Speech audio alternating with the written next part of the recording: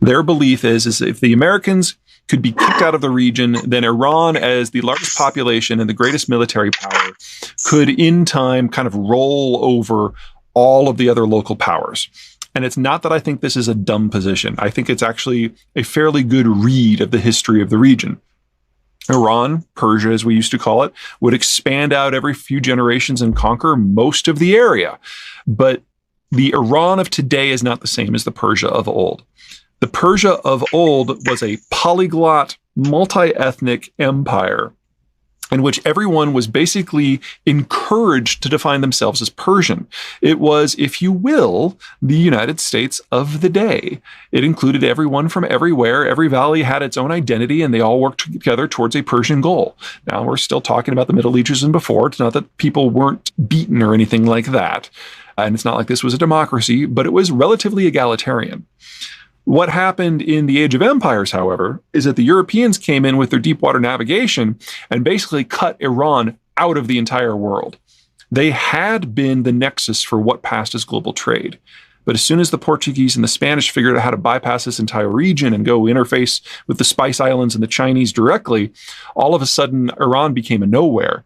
And all of the wealth that used to flow into it went away, the egalitarianism went away, the wealth went away, the cosmopolitanism went away, and the Iran of today is an empty shell compared to what it was.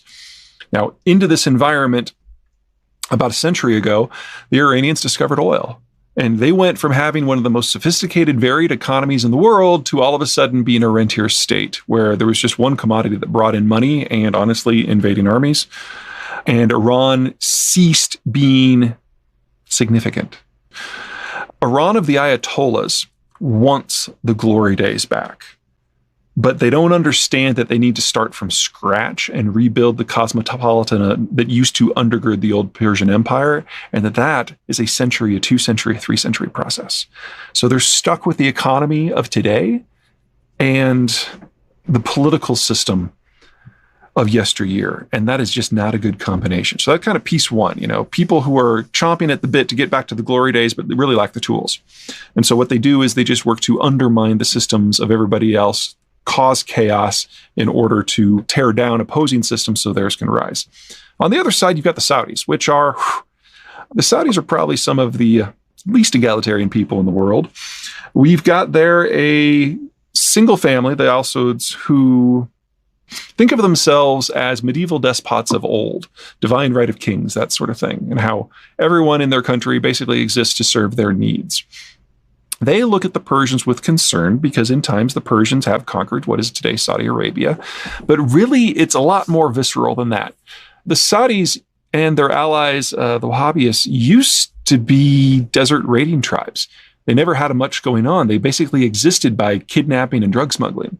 And then they rose to control this territory that we know as Saudi Arabia, and shortly thereafter, they discovered oil.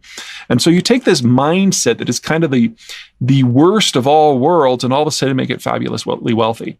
So there's not a lot of work ethic. There's no technical skills. They bring in foreigners to do everything, but they're mad rich. These are the two forces that are now opposed to each other in the Middle East. And the United States, during the Cold War, managed to make both of them allies. And in the post-Cold War order, managed to keep the Saudis as an ally when they lost the Iranians. Well, that is what, the American presence is what has made the Persian Gulf region so calm for the last 70 years. And I got to underline that. Despite all the wars in Iraq and Afghanistan, Saudi Arabia, and Syria, this is the calmest period in this region's history.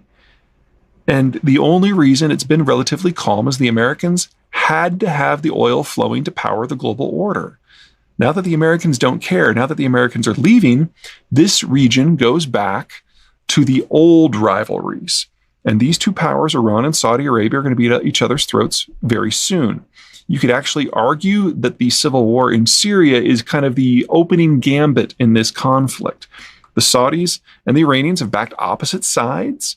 The Iranians get a lot of flack in the United States for being hyper-violent. They are, but they're not nearly as violent as what the Saudis have done. Because at the end of the day, the Iranians actually want to rule this region, and so they've worked with the standing government of Bashar Assad. The Saudis don't. They know that no one in the region respects them. They know that they lack the institutional capacity to actually rule this region. So they're willing to burn it down, burn it all down if that hurts Iran. So when you look at all these conflicts that are simmering in the region, in Syria and Afghanistan, in Iraq and Yemen, this is what they are in a moment of calm. When the Saudis still have some hope that the Americans are going to remain engaged and impose some sort of stability on the region from the outside. As soon as the Saudis give up on that hope, the gloves come off and this gets serious. I would argue that the Iranians are doing everything that they can, that they're, if anything, overexposed right now. So their ability to surge violence into this region, I don't think it exists. That doesn't mean that they're done by any stretch of the imagination, but I think they've pushed as hard as they possibly can. They might be able to maintain this tempo, but I don't think they can increase it. The Saudis absolutely can. The Saudis conservatively have $2 trillion saved up in their sovereign wealth funds, not all of which is on the books. They also, every once in a while, prune minor branches of the family tree and throw princes in prison and take all their cash. So their ability to ramp up what they're doing is extreme. Keep in mind that some of the backroom, quiet militant groups that the Saudis have spawned and unleashed upon their enemies in the past include groups like ISIS and Al-Qaeda. So their capacity for it, just with a few weeks' notice, to go up and stir up a lot of trouble, throw a lot of cash at a militant group, provide them with a little bit of intelligence and weapons, that's almost bottomless. And the only reason it hasn't been more is because they think that the Americans might not be ready to leave. Now, as soon as the Americans do formally leave, they're going to try to find a new sponsor, but really there aren't a lot of players. The Europeans and the Asians really don't have the staying power to play a role, and certainly don't have the deployable militaries in terms of, getting a large army to the region to make a difference. Turkey's a possibility, but honestly, the Turks think as badly of the Saudis, I think, as I do. The best bet is probably Israel. Israel is of the firm belief that if we can get various members of the Islamic world fighting each other, then they're not going to have the spare bandwidth to go after the Jewish state. And that's probably a really good plan. So they're providing already the Saudis with weapons training, with some equipment that the Americans won't give them, with time on target intelligence. They're stirring up groups around the region in parallel with the Saudis to a little degree. Geopolitics makes strange bedfellows. Well, the Israelis and the Saudis are never going to have a signed document, and there's never, ever going to be an Israeli base in Saudi Arabia. They've done a very good job at keeping this relatively low profile from a PR point of view, but it's pretty safe to say that most of the Arab world nations today actually prefer working with Israel to Iran. They don't see the Israelis as wanting to conquer them, and that makes all the difference. If you're a jihadi group, you might have a different interpretation of that, but remember that most Sunni jihadi groups, including ISIS, including Al-Qaeda, consider Iran a more hateful enemy than the United States. It's hard to tell. It's 1940s technology. It's not all that hard. It's not that I doubt that the Iranians can make a functional nuclear device, but having a nuclear device and having a fully weaponized systems, those are two very different things.